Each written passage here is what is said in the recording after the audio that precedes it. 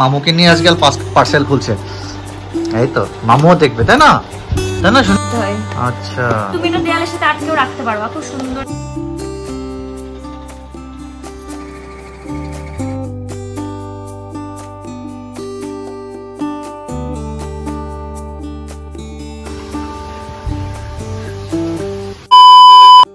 Hello everyone, কেমন আছো তোমরা সকলে? আশা করছি সবাই খুব ভালো আছো, আমি অনেক ভালো আছি। তো নতুন একটি ভিডিওর সাথে তোমাদের সকলকে জানাই আমার চ্যানেলে অনেক অনেক ওয়েলকাম। তো এখন বাজে প্রায় 9টা। তো আজকে ব্লগটা আমি 9টার থেকে স্টার্ট করছি। আর বাইরে হচ্ছে সকাল থেকে প্রচুর বৃষ্টি হচ্ছে, ঝিরিঝিরি, মানে সকালের থেকে একটু বেশি হচ্ছিলো, এখন একটু কম হয়েছে। দাঁড়াও তোমাদের দেখাচ্ছি।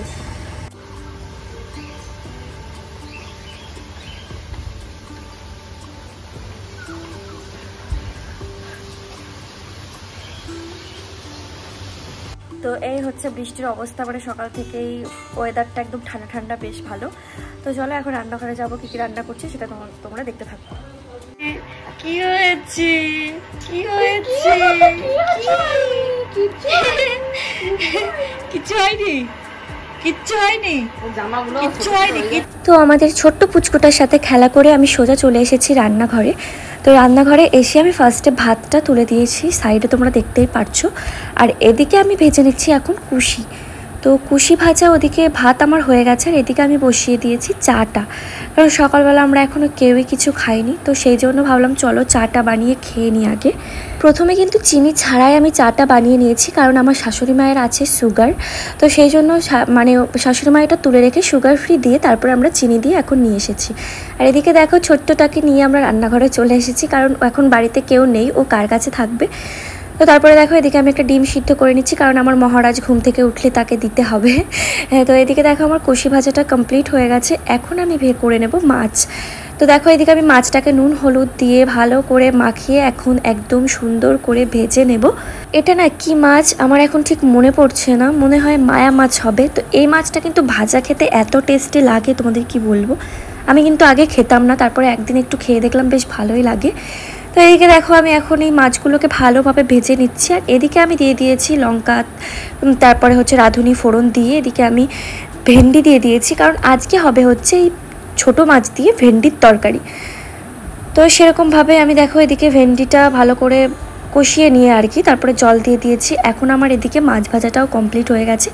তারপরে দেখো বাবা এনেছিল হচ্ছে কাতলা মাছ। তো কাতলা মাছটাকে নুন হলুদ দিয়ে এখন কাতলা মাছটাকে ভালোভাবে মাখিয়ে নিয়ে তারপরে আমি কাতলা মাছগুলো ভেজে ফেলবো, কারণ আর একটা তরকারি হবে। আর এদিকে দেখো আমি হচ্ছে ভেন্ডির মধ্যে দিয়ে দিলাম ছোটো মাছগুলো। খেতে কিন্তু বেশ টেস্টি হয়েছিল, মানে ছোটো মাছ দিয়ে তুমি যে তরকারি রান্না করো না কেন খুবই টেস্টি হয় খেতে, আমি জানি না কেন। আসলে ছোটো মাছগুলো এই তরকারির টেস্টটা দ্বিগুণ বাড়িয়ে দেয়। তারপরে দেখো এদিকে আমি ডিমটা কেটে নিয়েছি, তার মধ্যে আমার মহারাজ ঘুম থেকে উঠে গেছে।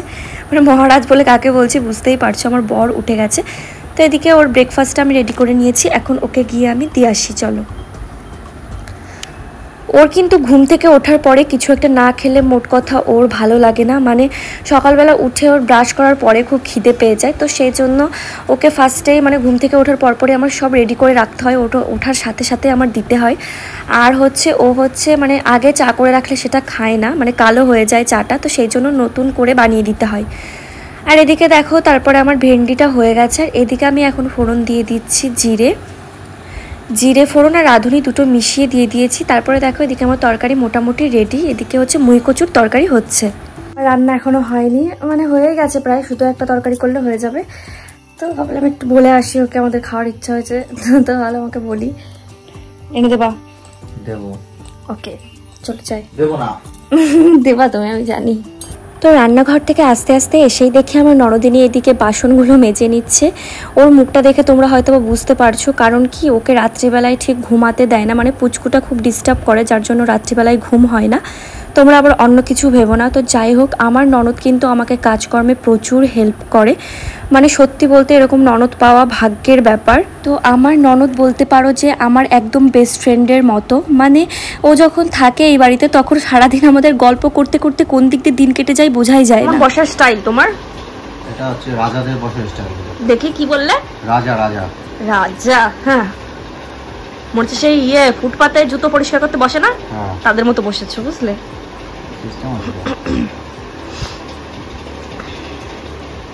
তো আমার রান্না বান্না পুরো কমপ্লিট। তো খেতে যাব অনেকক্ষণ থেকে, ওকে বলছি চলো খেয়ে আসি, ও যাবেই না খেতে, মানে সরি সকালবেলা ওইসব খেয়েছে তো ওই জন্য খিদে নেই। আর যদি ওইসব না খেতে তাহলে ভাত দাও ওটা মাথা খারাপ করি। মানে রান্না শেষ না হতো তো রান্নাঘরে কতবার পাক দেওয়া যেত তার ঠিক নেই। খাবে নাকি? তিনটে করেছে আমি মোট। এবার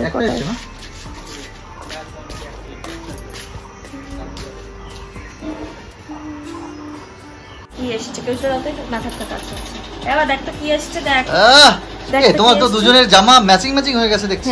এটা একই রকম ম্যাচিং হয়ে গেছে। বাবা, মামুকে নিয়ে আজকাল পার্সেল খুলছে। এই তো মামুও দেখবে, তাই না শোনা? তুমিও দেখবা? মানে আমি একসাথে হচ্ছে তাকাও, একসাথে তিনটে অর্ডার করেছি না। আমার মামুও দেখার জন্য হাসপাস করছে যে কি আছে বলো। আমি তিনটে অর্ডার করেছি, কোনটা এসছে বুঝতে পারছি না। দেখো কি এসছে, কি অর্ডার করেছো? আর অর্ডার করেছি যাতে এমন সময় আসে যাতে আমার বরটা বাড়ি থাকে, সেই সময় আসে, যাতে টাকাটা না দিতে হয়। ওই জন্যই বেঁচে গেলে 200 টাকা তোমার হয়ে গেল, কি যেন বলে, প্রফিট সেভ হয়ে গেল।